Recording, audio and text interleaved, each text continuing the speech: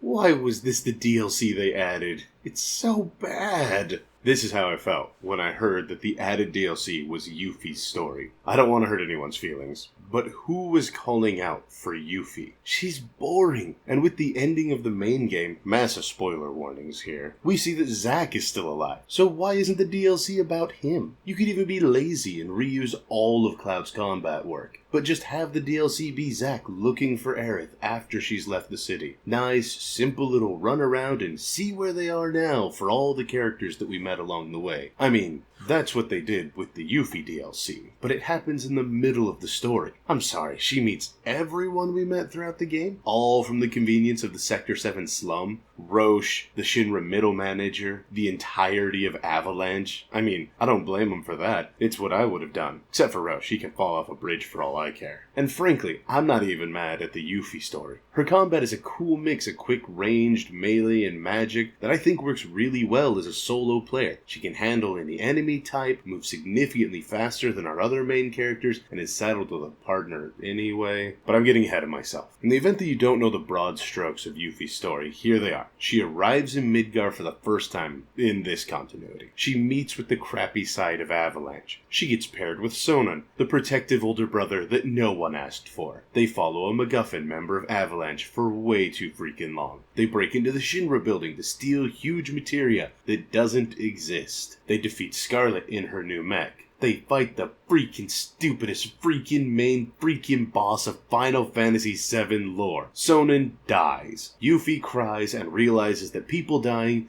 is bad. Smash cut to her riding happily on a chocobo. In case you were wondering what was going to happen, that's basically it. You get a little side quest to collect flyers and a mini game of Fort Condor that is kind of fun and has a style reminiscent of the original Fort Condor minigame. The game suffers from the same things I talked about in my full review, which I haven't published, so no, you wouldn't have heard those. But overall, I think that it works. It's quirky and lighthearted, and it actually does breathe a lot of new life into the game for me. But, and this is a massive but, the final boss was the worst decision of this game. Yeah, the main game had a stupid final boss too, but at least it was thematically relevant. In this one, they have a full cohesive story. Yuffie makes friend, Yuffie and friend steal materia, Yuffie and friend defeat the obvious final boss, Yuffie and friend part ways because Shinra just dropped the Sector 7 plate and blamed it on Wu Tai. That's where they're from. In my heart, I feel like that was the story. But we've got a problem. Sonon, the Wu Tai equivalent of both a warm, comfy hug and a wet blanket, clearly needs to go. Now, they showed that he was protective of Yuffie because she uses the same character model as his dead sister, but I figured that they'd put enough work into him that they would kind of keep him around and just separate the two of them. In fact, kind of a huge missed opportunity. Why didn't they just have him hook up with Zack and they could go look for the main plot together in what I'm imagining is going to be a sequel full of "you just missed him-itis." Oh, right, because you can't control Sonon, so he's not a real character. I'm getting really tired of this kind of half-Finnish character business. He's one step above Red because, he can actually wear equipment, but it's a little frustrating since I was kind of stoked to see what he would play like. I wonder if this was a cost-saving measure where they just gave him Cloud's moveset, but put a stick in his hands and called it done. And if that's not why we don't get to control him, then why the heck did they put in all that work of giving him his own moveset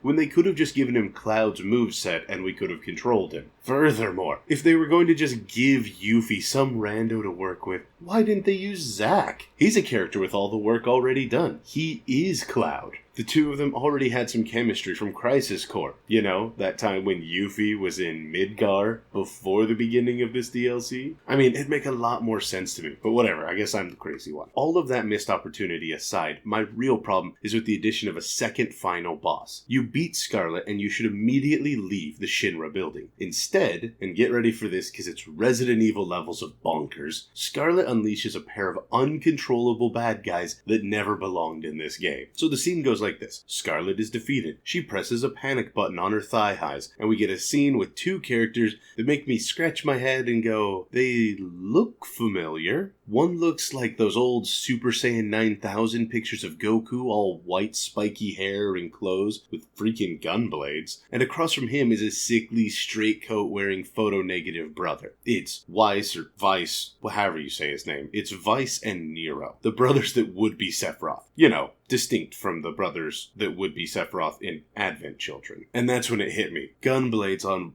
Vice. Holstered pistols on Nero. Rap there from Dirge of Cerberus. No!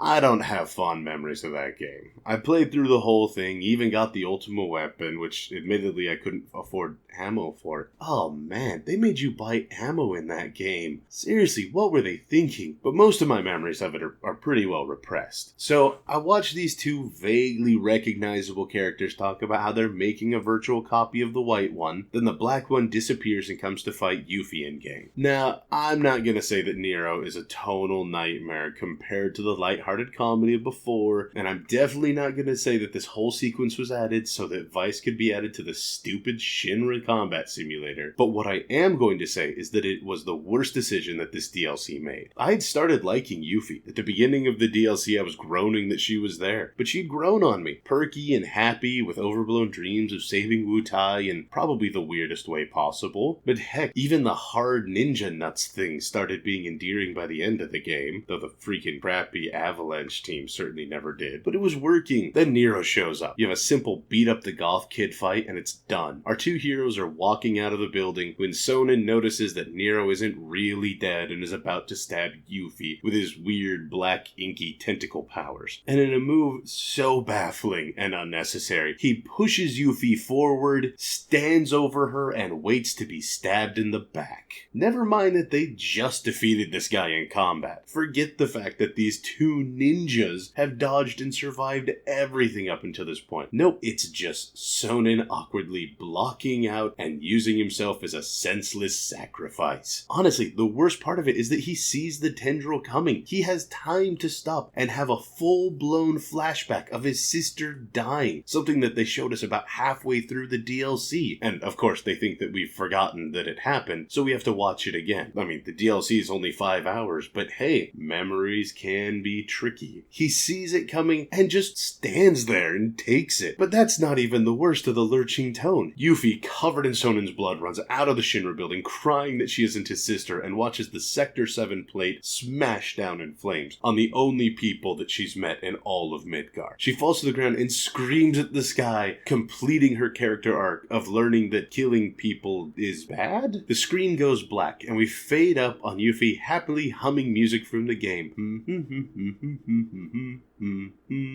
Then pointing directly at the camera and happily calling out, "I want you to help me liberate Wutai." Yeah, it's that abrupt. We go from bloody scream to happy humming.